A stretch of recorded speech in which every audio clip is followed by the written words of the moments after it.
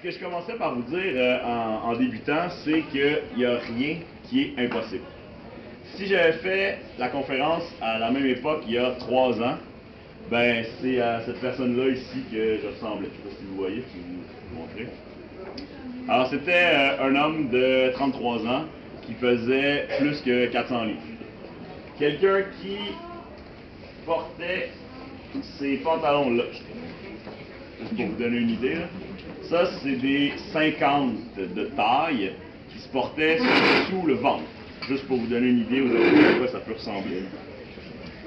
La personne portait, et je parle d'elle au pluriel, au passé, des chandails comme ça. Ça, c'est un léger 4X. Ça, c'est un petit, celui-là. Il n'est pas si grand que ça.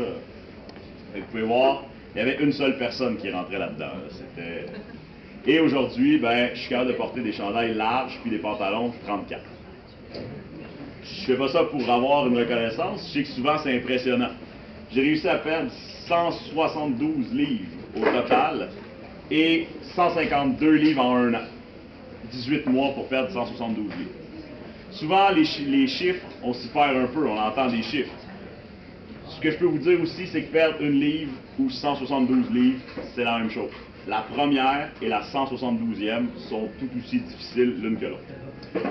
Je vais commencer du départ pour arriver jusqu'à aujourd'hui. J'ai beaucoup réfléchi, là, je me suis dit, je peux pas faire comme avant.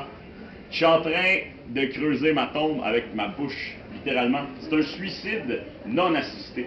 Je suis en train de faire ça.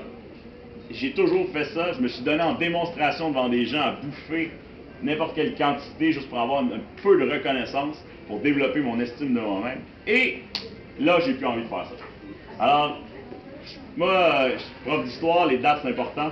Alors, le 11 août, l'épiphanie arrive, et je me suis dit, demain, je fais quelque chose. Je fais quoi? Aucune idée, je fais quelque chose demain. Faut que je reprenne le contrôle sur ma vie. Et je suis allé m'inscrire dans une salle d'entraînement, et j'ai commencé à m'entraîner. Changer pour soi, c'est le message du livre. C'est qu'avant tout, n'importe quel changement dans sa vie, que ce soit une perte de poids, ça vient en dedans. Le mental, c'est ce qui va vous permettre de réussir, et c'est la première chose qui va le lâcher. Je donne toujours le même exemple. Quand on est en train de courir sur un tapis de course, là, puis qu'on a mis 30 minutes de course, là, généralement, après 8 minutes, là, ça commence à être vraiment plat. Et on a un beau bouton là, rouge, qui s'appelle stop. Puis il est juste là, là. C'est vraiment là, on a juste à faire ça, puis ça s'arrête. C'est magique. La souffrance, ça s'arrête en 2 secondes. Mais c'est un combat psychologique parce que pendant les 22 prochaines minutes, vous allez le regarder et vous n'allez pas peser dessus. Et à la fin, il y a une reconnaissance tellement grande que vous avez, même si vous ne pouvez pas partager ça avec personne, vous aurez le goût de le dire, hey, au gars, hey, regarde, j'ai pas pesé. Il est là le bouton, là, j'ai pas pesé. L'autre gars à côté, il a pesé pour moi. Parce que c'est la tête qui fait que vous n'allez pas peser dessus. Parce que les jambes, elles vont suivre. Le corps, c'est la plus belle machine du monde, capable de s'adapter à n'importe quoi. Le corps réussit à s'adapter à n'importe quoi. Si le corps est capable de digérer 54 ailes de poulet de la cage au sport, il est capable de courir et d'avancer.